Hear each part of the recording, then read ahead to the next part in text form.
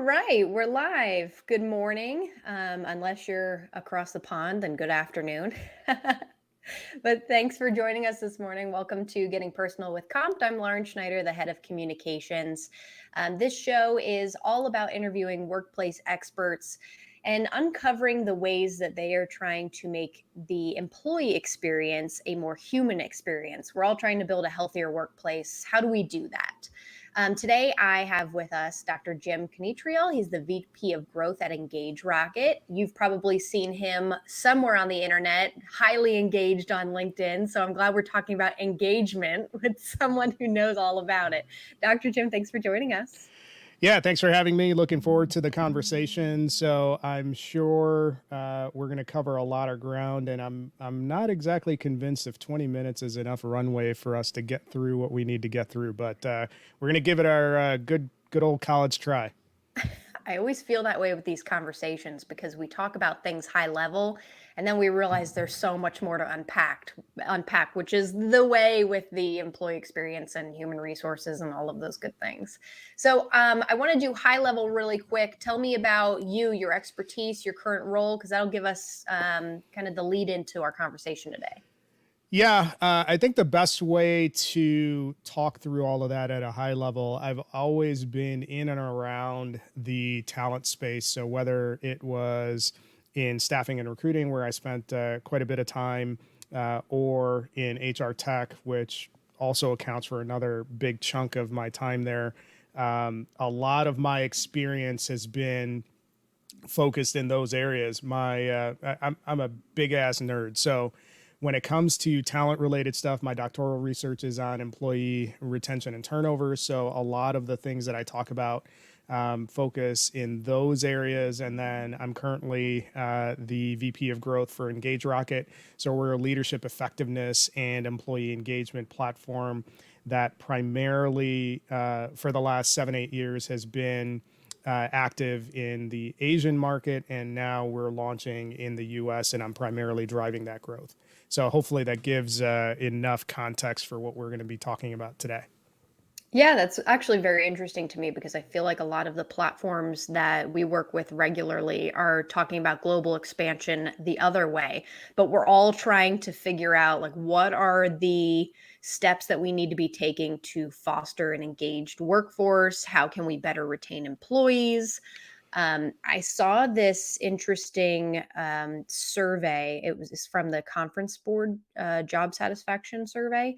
And it said a primary driver of job satisfaction is leadership. 80% of those who are satisfied with leadership are likely to stay, compared with 27% who weren't. Personally, totally agree with that. I've definitely had a terrible leader who, despite how awesome my coworkers were and how great my job was, made me want to hit the road. So tell me your thoughts about that. No, I think I don't think the data on that has really shifted much. When I was this was years ago, when I was in the process of completing my dissertation, and we're looking at factors that drive employees out of a particular job that they're in. If you look at the top five, 2 out of the top 5 reasons that were cited were leadership related issues. And what's interesting about that is when you look at the organizations that you join and you look at your exit plan within from an organization, your manager actually has the most influence on both of those elements. So if you take it a little bit deeper, Mercer actually recently did some research where they pointed to a couple of data points that when you look at trust, employee trust, and you compare it from immediate managers to senior managers, employees trust their immediate managers, at a rate of roughly 80%, and then senior managers at around 50%. So your immediate line manager has a lot of influence on what's happening at the ground level within your organization. And if you're not paying attention to arming and empowering those managers with what they need to be successful, you're going to have problems scaling and accelerating your organization and driving business results because you're going to be faced with sort of a revolving door. So, what you said there was really interesting to me because I think a lot of the times we expect that those policies and that responsibility comes from human resources, comes from HR, or senior leadership. We always talk about how things trickle down from the top, but you're saying direct managers are the ones who are really the key to fostering employee engagement. So, can we talk a little bit about that shift of responsibility, what that looks like? Are there some key steps they need to follow? So I want to frame this a particular way. I think within, you know, accelerating growth or scale up organizations, there's this common belief, and this might exist in larger organizations too, that all of these people related initiatives sit with HR. And I think that's a mistake for a lot of organizations, because when you look at organizational structure, a lot of organizations, you will see that HR is consistently under staffed. They're running really lean, really thin, and oftentimes HR is just in firefighting mode. So when we look at the question about what are some of the things that managers can do, I think this is an enterprise-wide responsibility. It's not an either or. Everybody needs to be committed to this, because otherwise you're going to be dealing with a lot of sunk costs because you can't retain your people. So from a practical perspective, if you're looking at how do we stop the bleeding when it comes to employees leaving the organizations, managers need to be really disciplined about the pace of their communication, the frequency of their communication. And this sounds really simple, but they need to be hyper focused on building relationships with each person in their reporting structure. And if you're not taking a deliberate and disciplined approach to regular one-on-ones and structured one-on-ones where you're not using it as a status report exercise, you're going to be much better off than those organizations that aren't doing one-on-ones, or those managers that aren't doing one-on-ones, or the ones that are doing one-on-ones but use it as a pipeline review or a status update. That's not the purpose of the exercise. Right. There's no like rapport building there, no relationship building. And it's hard enough to do that in the organizations that we see now, where so many of us are hybrid or remote. And it takes a concerted effort to build those relationships beyond just the here's the list of things that I've accomplished and here are the questions that I have for you as my manager today.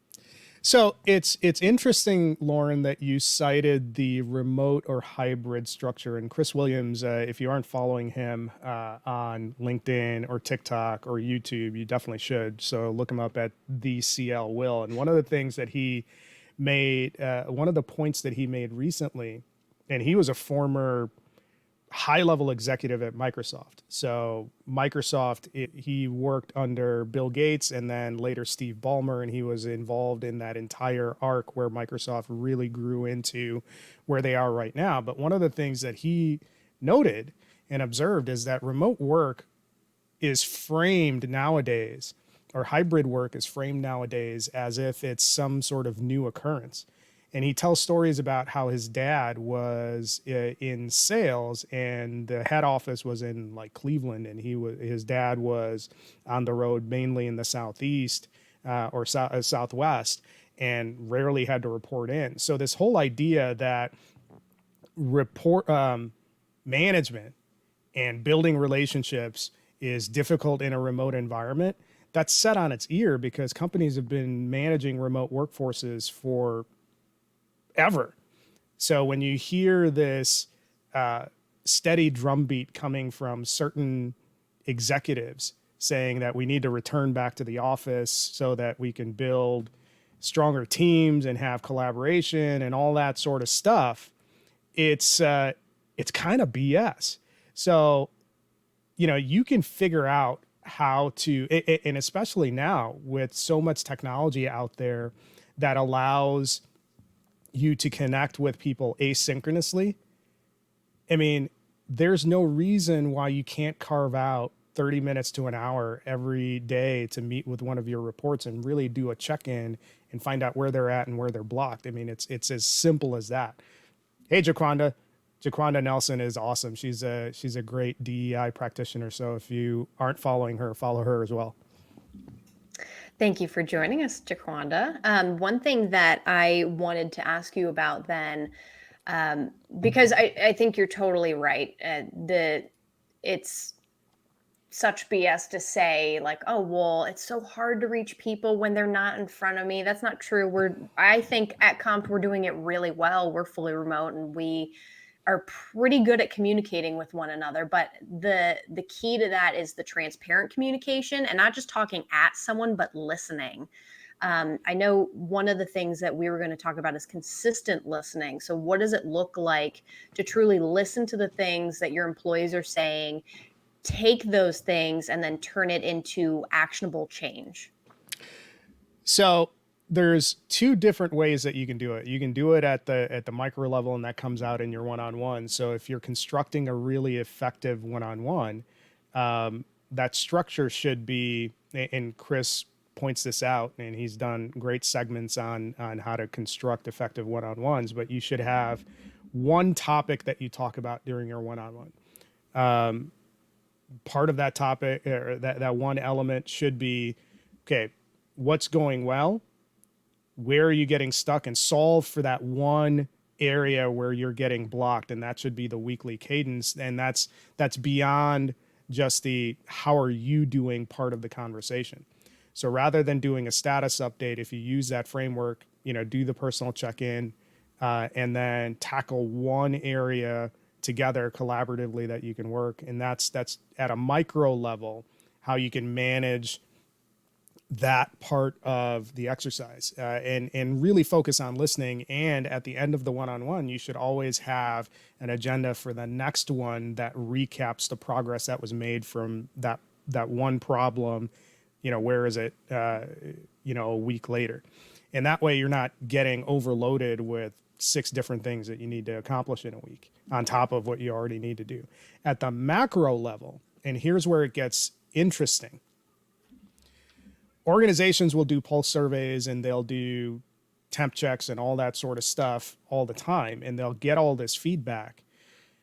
And then more often than not much is acted on.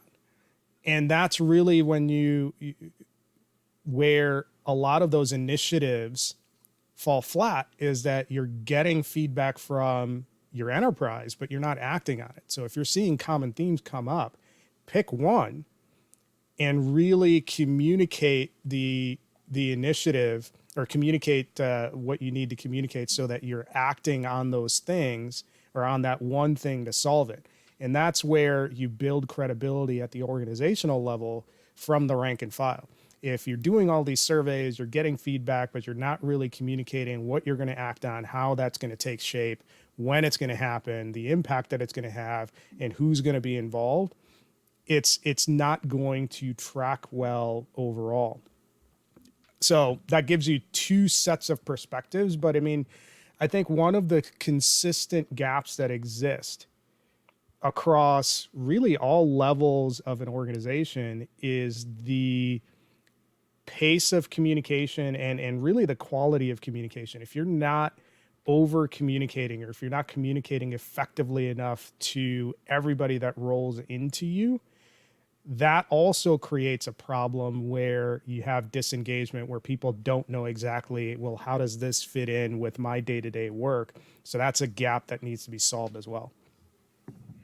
I feel like we unintentionally create silos, the gaps that you're talking about, when we're maybe trying to be transparent, but can only be transparent about certain things, or maybe we just have different communication styles. So it's interesting the way that one-on-ones in particular can really change that narrative. I know that's something that we have been doing for a long time at Compt, and has been incredibly instrumental for me, and I imagine everyone else on the team, to figure out like what are the things that I need to accomplish. But beyond that, I build more of a rapport with my manager and an understanding that we're just two people trying to do a job and trying to move this company forward.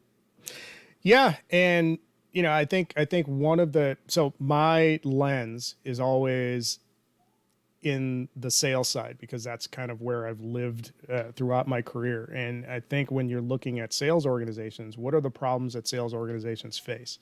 They typically have high levels of churn, and especially in a distributed environment, there is a lot of chaos that happens. So in those environments where I see leaders go wrong over and over again is using that one-on-one period as a pipeline review.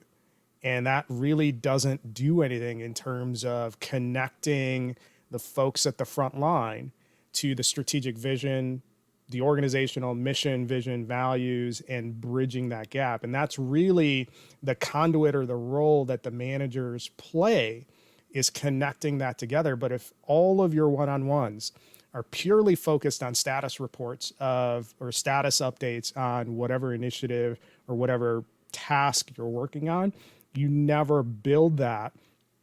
And really, if you look at it from the employee perspective, if all you're going to do is talk about business, you're going to create an organization of clock punchers who aren't tied to any of the bigger purpose things that your organization is trying to do. So what type of organization do you want? Do you want an organization of clock punchers, or do you want an organization that has a lot of people who are committed to the broader objectives, to the higher purpose?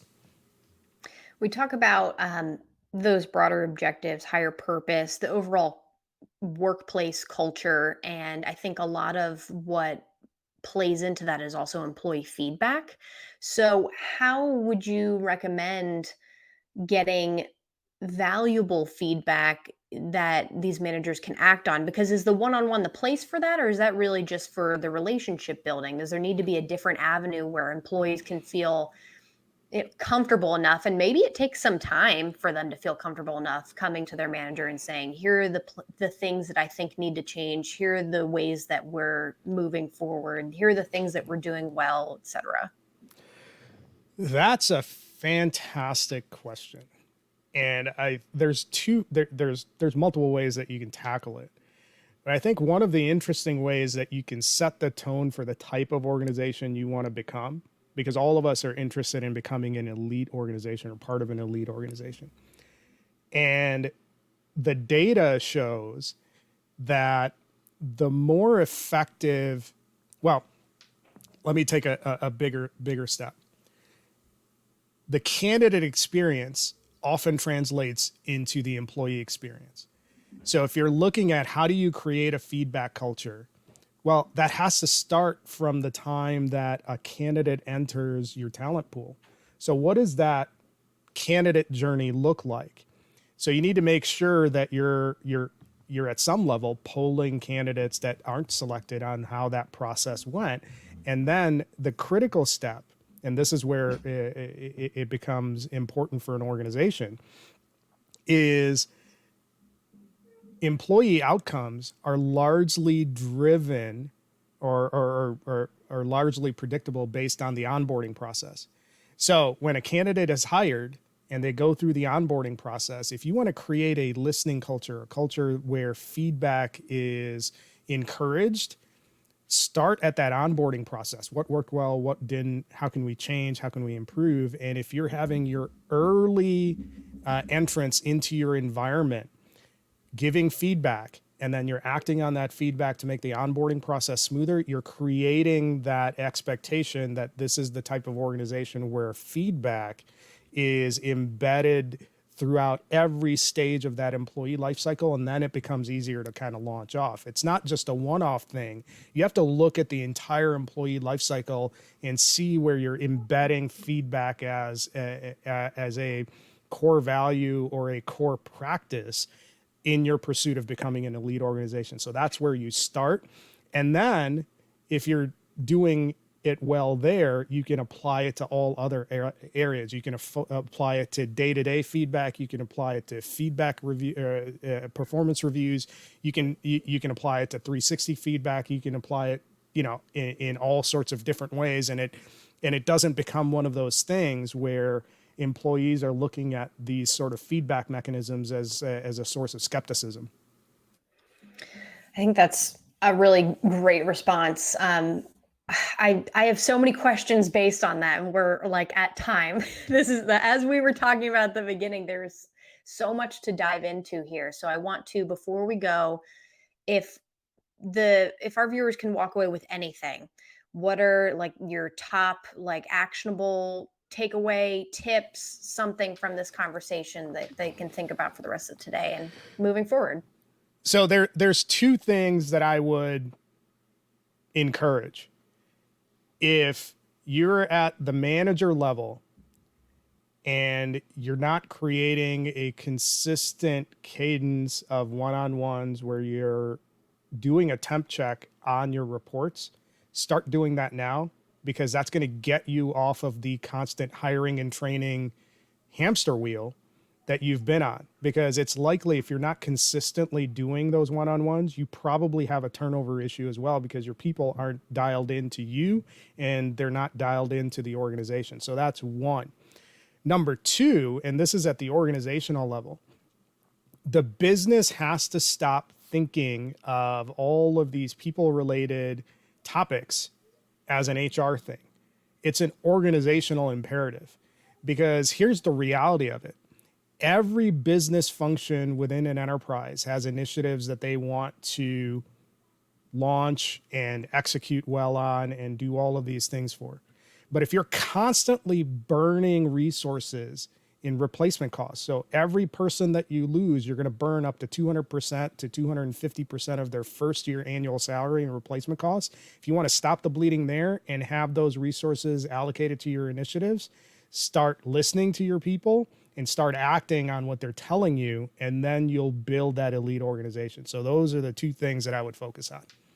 You make it sound so simple. Jim, I wanted to thank you for your time today. If people want to follow up with you, find you on the internet, interact with you, ask you questions about how to better engage their team, where can they do that?